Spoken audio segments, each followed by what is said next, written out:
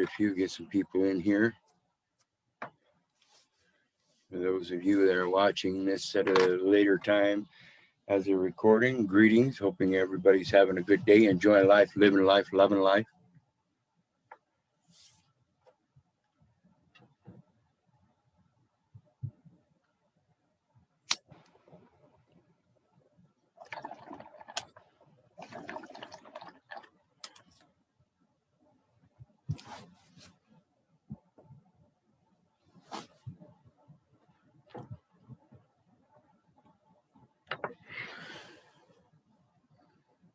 Okay.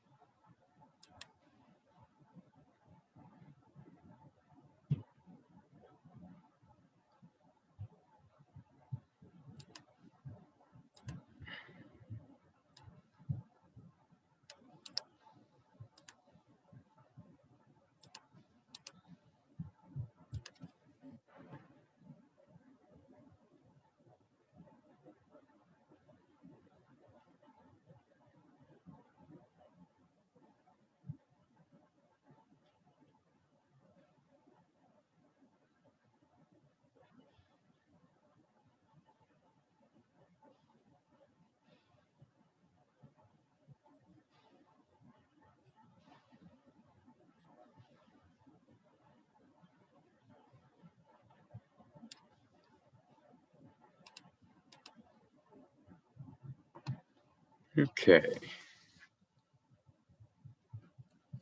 Well, I guess we're going to wait and see if people show up.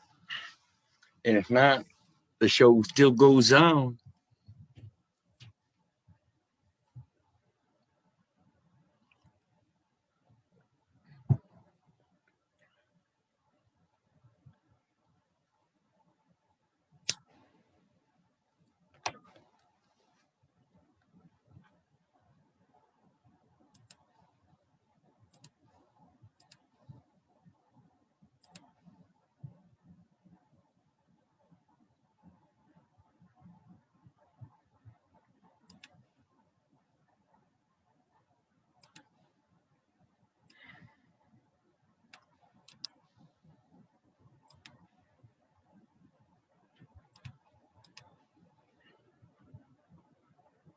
Okay.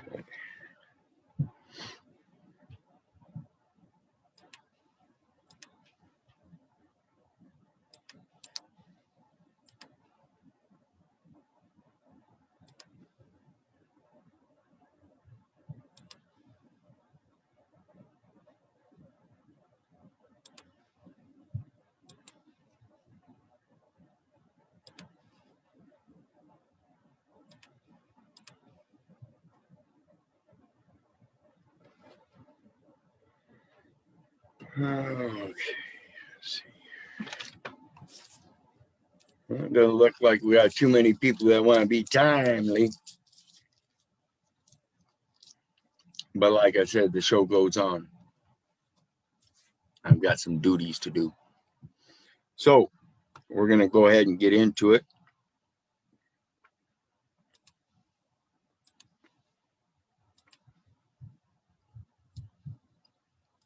Well, last week, if you remember, we ended up with the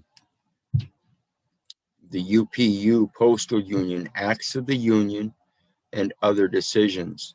And we read that the permanent acts are the Constitution and the general regulations themselves that they keep on the public record.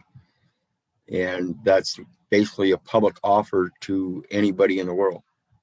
It's an international set of international documents. And the non-permanent ones are the ones that we accede to by ratifying them and fixing them according to our own private capacity and making sure that it's in accord with what's already there and just kind of stepping things up, pulling things up into a greater status of equality. And that's actually something that's supposed to be renewed every year. And that's why it's called non-permanent acts, because it's those are the individual acts. And as individuals, we are not permanent. We cease at some point in time in the form that we are. And so we have to be able to take our assets that are protected under these non-permanent acts and be able to keep them separate so we can pass them on to our heirs in trust. Sure. Let me figure out what we got going on here first. I gotta exit out of here, I think. No, wait, let me find out here.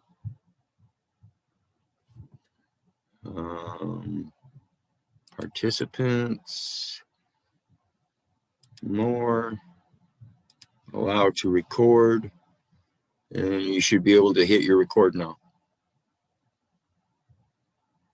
There you go. Awesome. See, we learn together.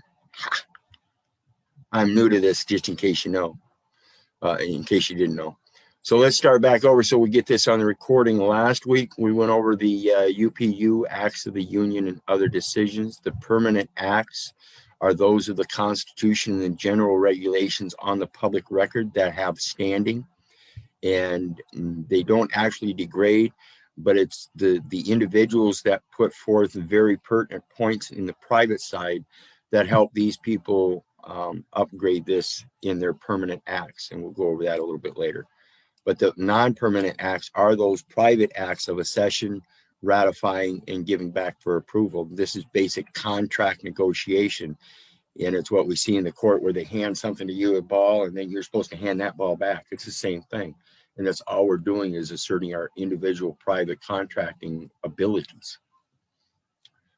The Universal Postal Convention is something that happens every so often, and within that they determine the postal payment service agreements, which includes factors of freedom of transit for those private individuals that are putting out articles, a private dispatch of articles, and they're not entering things into the mail, but they're using the freedom of transit to pass them through the mails. Then we went over the models, which is the basic instrument of accession, instrument of ratification, and instrument of ratification or approval. And then that instrument of ratification, once we ratify it, we give it back to them for their approval. This is same operation that the House and the Senate operate on. So when I don't know, is that Don Thomas? Can you mute, please? Let me see here. There we go. I got it. Okay, so that's what we went over. And we also mentioned the articles of agreement. And I'll pop this in the, let me make sure we pop these links in the chat section again real quick.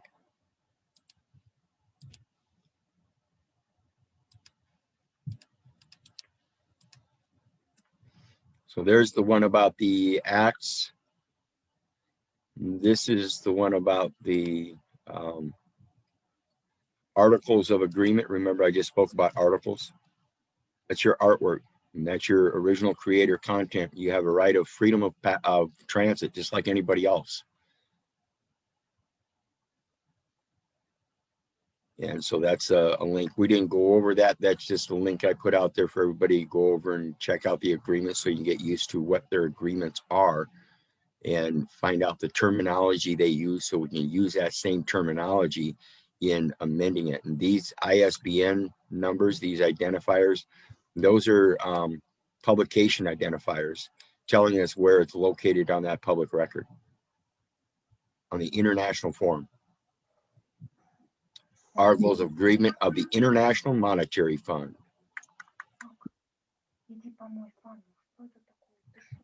International Monetary Fund, because in the Constitution of the Universal Postal Union, we find that they're going by the Swiss franc, and it is governed through the Swiss Confederation, and they operate through the Director General of the International Bureau, which is under the Federal Council of the Swiss Confederation. So we know who to talk to. We know how their agreements are set up. We know how their acts of the union and other decisions are done. When we go down below the models, we see the acts of current cycle. And you read down through here and it'll tell you all the decisions and where you can look those up.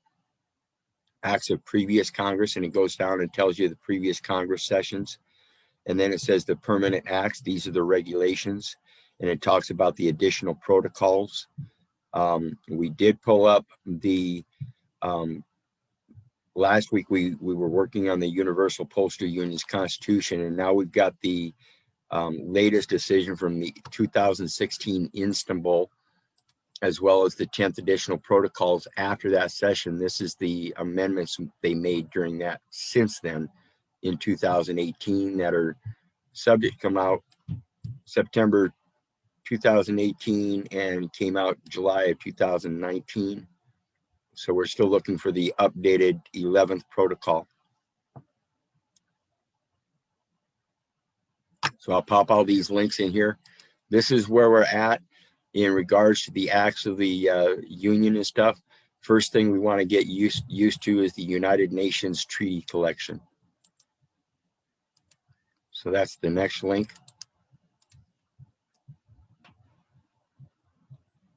And then again, the Istanbul.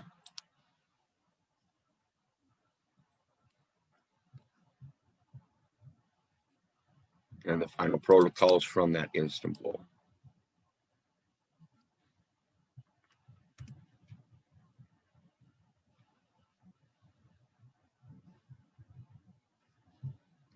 Like I said, this is all done through the Swiss Confederation, through the Federal Council, and organized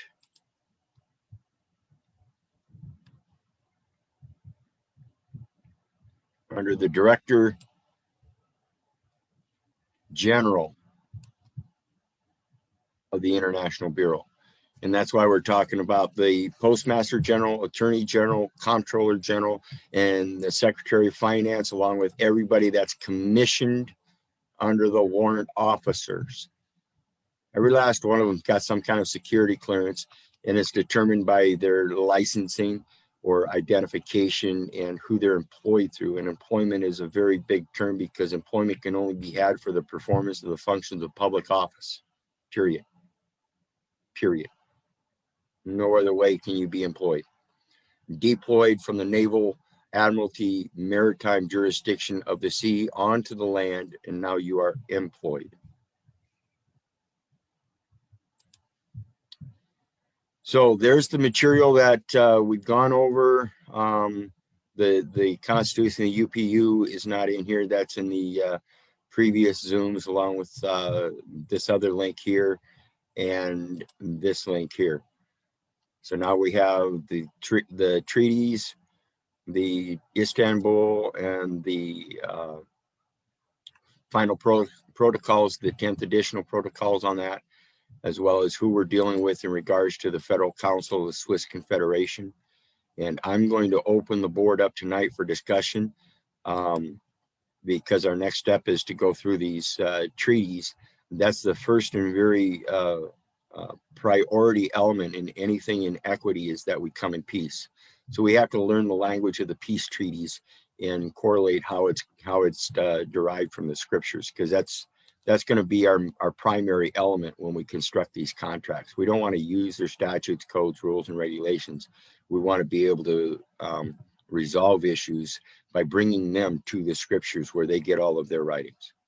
So the board is open, and I'm hoping you people have complaints, concerns, comments, or compliments.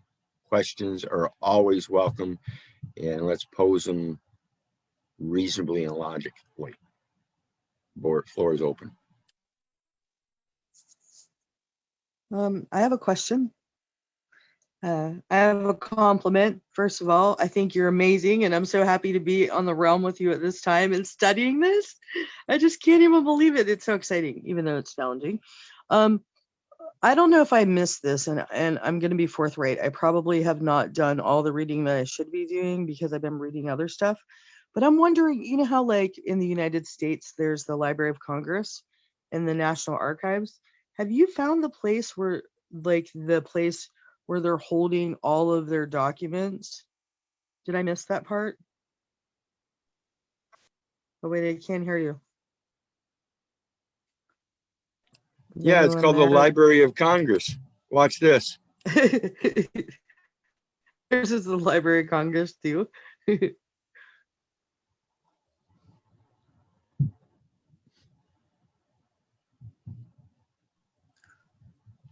I can't see any. Okay, everybody's got my screen. This is Hatha Trust, a digital library. Okay. Okay. And this is their front page. And this isn't too much to think about here, right? But when I go up here in this search bar and I put community, this pops up, our membership. And here we have a map. It's all everybody that's involved in this Hatha Trust around the world. Now we see all of these, and it's a university. University. University. University. University. Every last one of these is a university.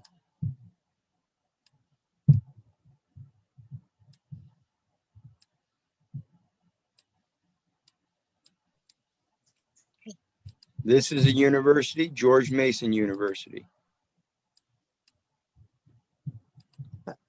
This is University of Maryland. This one here happens to be where most of your political leaders go to college. Georgetown University. This one here, it's the only one that's not a university. It's the Library of Congress. Now, the mission goals, remember we were talking about adopting things? This is the Library of Congress. The mission of Hatha Trust is to contribute to research, scholarship, and the common good by collaboratively collecting. So they are both contributing and collecting. Sounds a lot like buying and selling. Organizing, preserving, communicating, and sharing the record of human knowledge. Suppose I should adopt that, ratify that, and hand it back to them with Hosea 4, verse 6. Sounds like a good idea. I mean, Yep. I remember when we went through this before about the trusts and how they were connected with the universities. And it just never occurred to me that the UPU and all of its affiliates were recording all of its records at the Library of Congress as well. Thank you for drawing that correlation. Yep. And not only that, but since this is the mission of the Hatha Trust, we can adopt the whole mission. We can ratify it. This is not a very big thing. We can ratify the whole thing and become part of the trust. Wouldn't that be like having a library card for all those universities around the world? Yeah, it looks like that. And then the question, I mean, then the question is Remember, like, I told you if you're a postmaster, shouldn't you be able to post? Shouldn't you be able to mail yourself anywhere in the world? yeah, I mean, yes. And you know, that's interesting that you bring as the library actually have their own shipping like category within the UPU. And for me, you know, it's like a treasure hunt, really trying to uncover and find, okay, where exactly am I supposed to be operating and functioning, right? And so it's interesting that now I'm going to look closer at that library part. Thank you. And trying to figure out how to claim the beneficial, because I know that our creator, our God, Keith, gave us dominion and to do his good works, right? And Yep. that whatever to be able to benefit from that particular library, and how to be able to claim that benefit so that I can do the Father's good work. Right. You know what secretary means, realm. right? Do you remember me breaking down the word secretary? Remember someone saying the secret of Aries, the god of war, but no, I don't remember the secretary. Oh, breakdown. Airy is a suffix that actually means discussion It's the verb transitive of a concept of communication is all it is. So it actually literally works out to secret discussion. Same thing with library, Liber discussion, military discussion. Who has the right to have this knowledge and what is their security clearance? Now how much? Wow, Now how much is that library card worth? And what libraries do you have access to? and would that give us certain secret security clearances Well, with that why library would you card? need it? Didn't they don't they have the year of the Bible in 1983, and so they adopted the Bible as the law of the land. So now that they've placed that mission on their as their mission statement there for the common good, and the common good comes from the Bible. So don't we just adopt their mission into ours? Bring them up Yes. to ours? Can they deny that? No, not if it's presented properly. This is so exciting. Thank you. When you said the other day, it's amazing to think about being so powerful that you get to place your own peace treaty on the record. No, I'm not placing my peace treaty on the record. I'm recognizing his. I'm helping everybody else recognize. Well, why do you need this other peace treaty when you can recognize this one? That's where your peace treaties came from. Right. Mm-hmm. Uh-huh. You're gonna deny this and give yourself absolute zero foundation for your peace treaty? You have to maintain this in order to have a foundation for your peace treaty. I mean, this is really kind of basic logic, truly, honestly. And yet, I think with all the codes and the coercion and intimidation and the complexity, that being able to bring it back to simplicity, I really appreciate with you. It helps me to not feel like a complete idiot. No, don't, because I'm an idiot too. Seriously, I am. I'm an idiot compared to as much knowledge that's out there. I'm still an idiot, people. Believe you me, there is so much more out there that we can have. Oops, I did that wrong. I wish I could erase that comment. Let me do these separate for those that came in later. And these are links that we've been going over.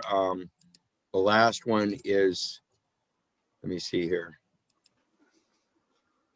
Dude, what's up, brother? Hey, how you doing, brother? Hey, We went over acts of the union and other decisions last week, and I gave a link for the articles of agreement for the International Monetary Fund, just as information for people to go over. So I'm going to drop these links in the chat section for those that came in late. But then our next one is, I pulled up the United Nations Treaty Collection, because that's what we're going to go over next, is dealing with how to put the peace treaty on the table that's already there, helping them recognize the one in the biblical scriptures or the spiritual scriptures, no matter which ones you're using, the wording is already there, and that's where their peace treaties come from. So we're going to start working on the treaty, what the different treaties are and which ones best fit for each different situation, or how to compose something that would include elements of all of them. That's our major task, is showing that it's uniform throughout all jurisdictions and that each of them actually has pertinent elements to the origins. cool, man. Let's do her. And then I found, thanks to the help of somebody else, I found the actual 2016 Istanbul decisions for the Universal Postal Union, as well as the 10th additional protocols that were added to that afterwards. So now we're looking for the 2018 to come out with the 11th additional protocols. So, and then we also, I've got a link for the Federal Council, which is what we're dealing with in regards to the Swiss Confederation when we draw these agreements up. And that is under the delegation, let's see, what is it? Director General of the International Bureau. And that's why we're dealing with the Postmaster General, Attorney General, Comptroller General, Secretary of Finance, and anybody commissioned under a warrant office, which is just basically, like I said before, it's just different security clearances for issuing warrant papers. So anyway, the floor is open. I'm going to start dropping these links in the chat section for everybody, so you can pull those out and start going over material if you're one of them late folks. Are you giving a lecture now or what? No, tonight we're dealing more with questions and stuff. Like I said, our next task is to go over the different treaties that are available through the UN, so we can find out what's out there and how they're worded, so we can make one according to the scriptures that would pretty much cover all their bases. And this is something that each of us is going to need to do on our own, through our own heart. We have to be able to discern this stuff. I'm just here to help guide you guys in comprehending what the things are saying and how they're uniform, because they are plain writing, and you can see the same plain writing in the biblical scriptures. That's where they get them from, everything. So any questions you guys have about the postal system, courts, anything, it's all relative, every last bit of it. Looks like Lori might have a question. Got a question, Lori? I just, Keith, in the last week when we went over the articles of, that we were supposed to read and to adopt and ratify and hand back to them, it brought up a couple of questions that I had about the Geneva Convention that I haven't looked at yet. But I was wondering when the next meeting is going to be, because what I'd like to contribute to this is like maybe draw an outline that we can have, like a picture someone can download with, so that we can add the Geneva Convention and the other ones that were mentioned in there. Yeah, we can do that. Okay. Why don't we get together sometime and go over it real quick? And I'm going to do these every Mondays and Thursday nights at 8 o'clock until we get through this. So, Okay, and I have no idea how long it's going to take. I imagine forever. So would it be okay? So Monday. So what I'll try to do is I'll try to get that layout, that outline to you, and because I want to look more at the Geneva Convention, because that's the interesting thing with ratifying the documents that we have to agree individually. I have to agree to what happened at the Geneva Convention before I can overwrite it. I'll get a hold of you before that.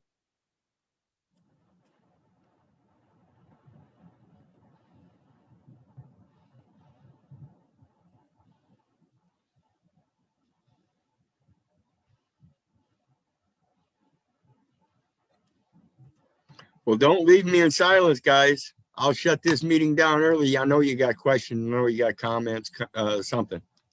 I mean, I have another question. I'm curious if you've set up the account with the post office yet, where they will look over to make sure that your electronic communications, whether it's the internet, I believe it's the Postal One and the Postal Explorer, where they'll make sure that no one is eavesdropping on the phone lines or any of that, the access to the web. I'm wondering if you've done that yet. Not yet. That is my next step. I'm getting my I'm going through my tax documents and everything now. And like I said, I want to go through these treaties and start working on that so I can draw something up as an actual treaty. But that is my next step, is to go down there and open up at least a Postal One account somehow, if I can at this time. I don't know if I'm able to yet until we do actually accede to that agreement and make that proposal.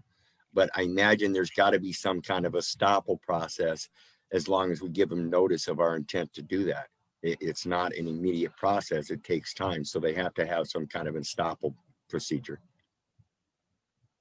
Yeah, I did do the crit in the mid, and I'm getting ready to do the other ones. And I looked to see if there were complaints. But so that's what I'll share with you next, because I'm actually getting ready to do that tonight, to set up the Postal One. Because you haven't done it and you're working on these other areas that are my weaknesses, these are things that I, out of consideration, can bring and can share how it works for me. Awesome. That's what we need. Yeah. So what I did say was, when I set up the customer registration identity or identification number, they automatically gave me a mailer ID identification number, which was interesting because then it started going into trust language. because they granted me all of this ability to do all sorts of all of these other services, okay, where I actually became an administrator. And then they gave me a specific postal number Yeah, specifically. and see Mhm.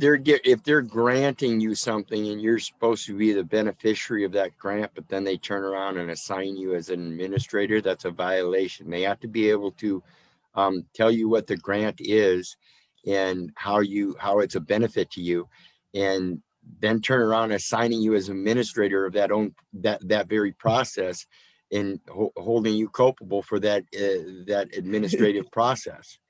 Isn't that's their trick? That's what they always do, right? Yeah, and It's that's why muddling. right, Uh-huh. that's why I say it's not for entering into the mails.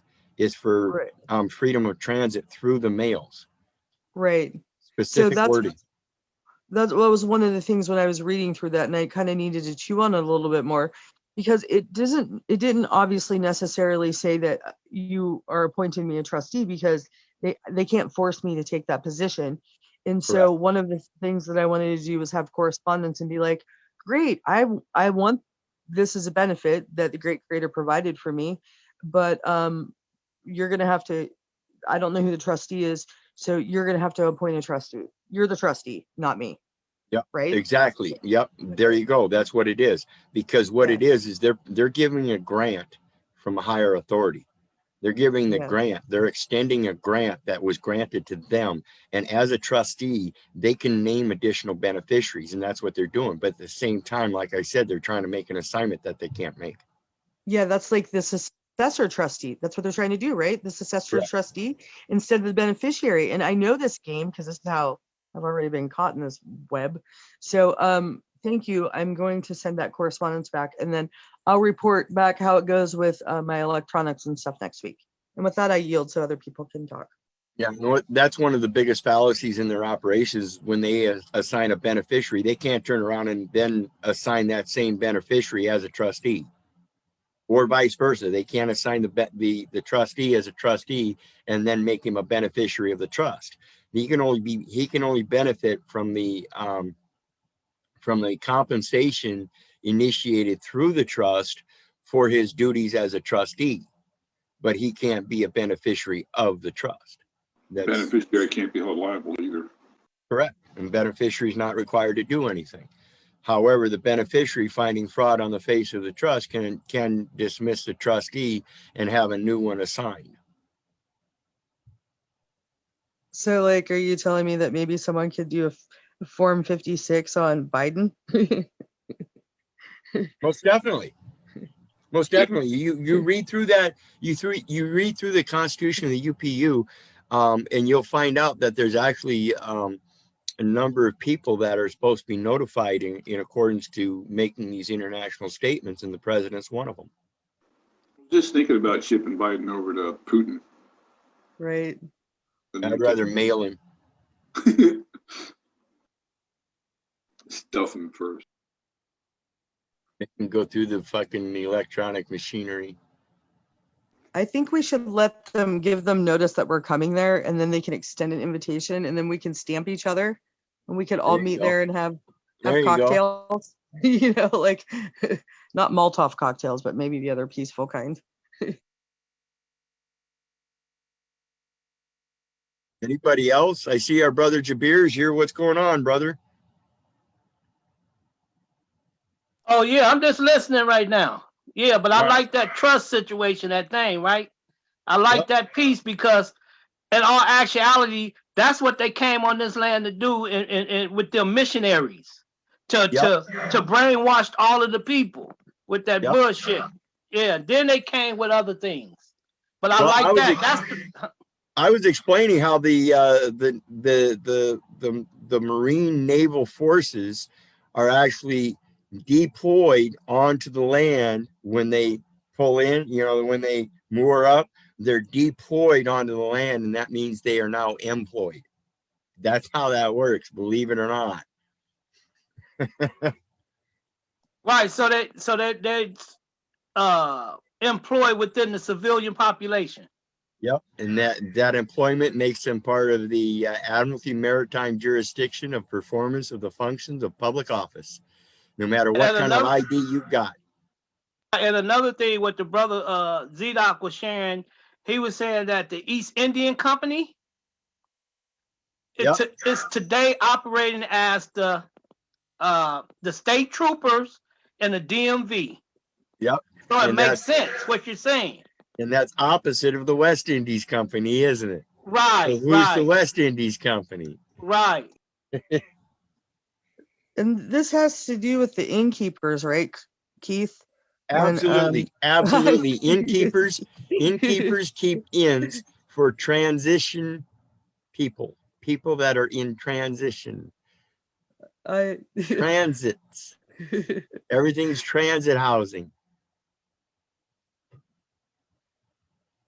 I probably enjoy learning this stuff too much with you, all the craziness from the canals to the railroads to the inns.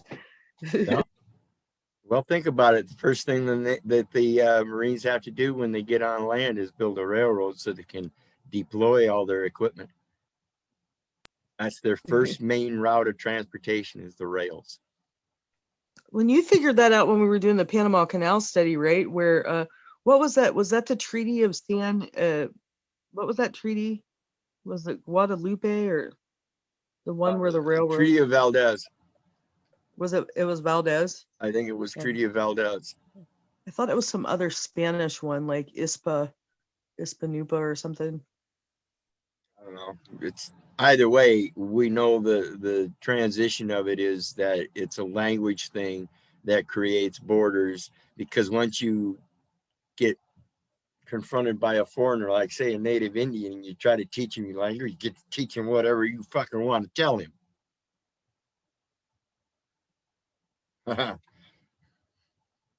Everything is done through the language, every last bit of it.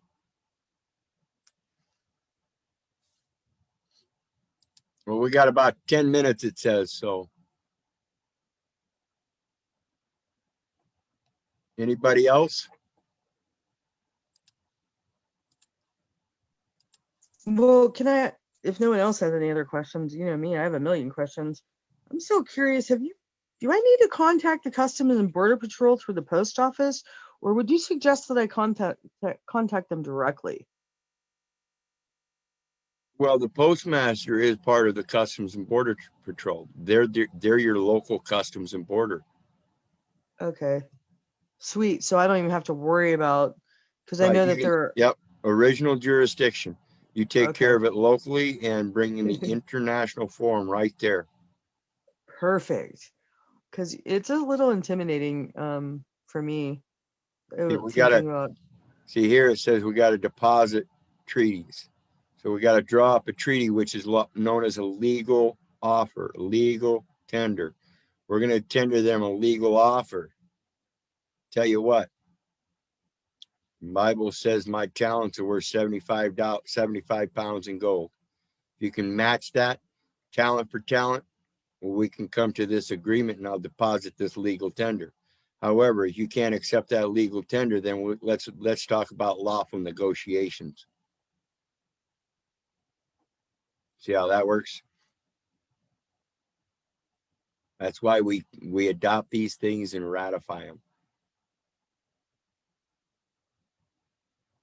That's interesting. It's a depository because the original American depository is still in effect too, and a lot of people aren't aware of it. They must be related somehow.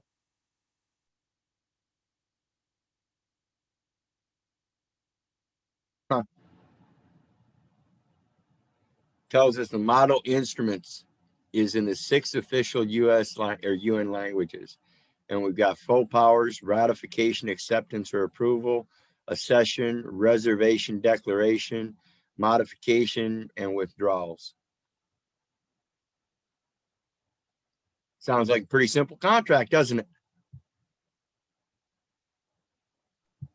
Withdrawals of what?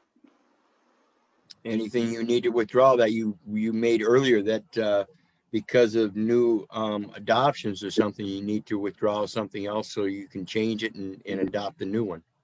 Mhm.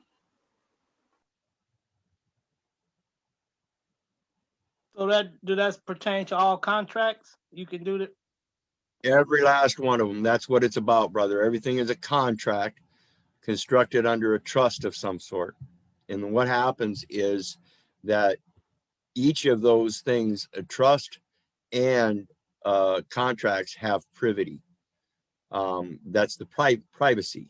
And when they bring people into the public forum for any matter, unless they're part of the military, they can't bring them into that military tribunal and have a court martial. And that's what they're doing. They're having a court martial. Well, if they're going to have a court martial, I want the postmaster there, because he's the one we're supposed to make our requests to. That's what a mast is. And it's the mast, like a captain's mast or a postmast. They're postmasters, captain's masters, they're masters. And these are the ones we're supposed to bring our request to, and they're the ones that discern whether it's a penalty or a reward. They're the ones Well, that that's the determine. interesting. They're the ones that determine if it's in their jurisdiction to be penalized and rewarded. If it's not, then one of the members of their ranks that has brought somebody in is trading with an enemy or violating a free inhabitant. So these commercial instruments we sign, and that brings us in their jurisdiction. Yep. That's And why there's we've that got whole. that's why we've got to set a contract at the superior customs level rather than this internal securities brokering level, because anybody can sign those. Go ahead, Lori.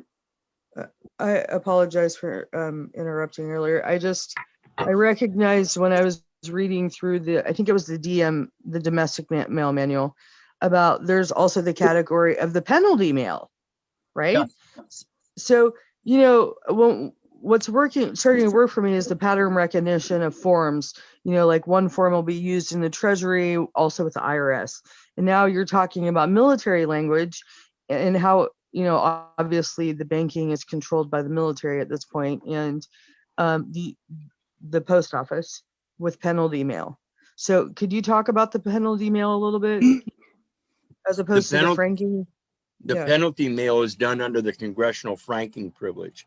And what it is if they use a congressional privilege of franking, is listed as penalty mail because they're using a franking privilege as an international corporation doing a service. But because they're bankrupt,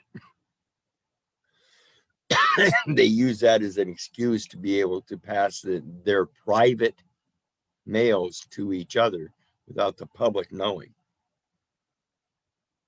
It's a private code, and it's called a penalty mail because they're making requests from each other.